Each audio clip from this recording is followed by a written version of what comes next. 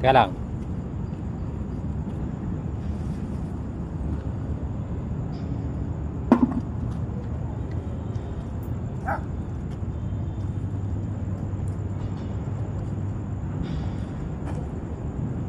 Driver na mahusay.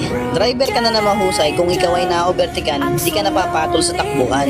Dahil hanap natin ay pera, di karerahan. Yung naka-flasher at liliko na sa kanan, di mo nasisingitan. Tawa ka no, gawain mo din minsan.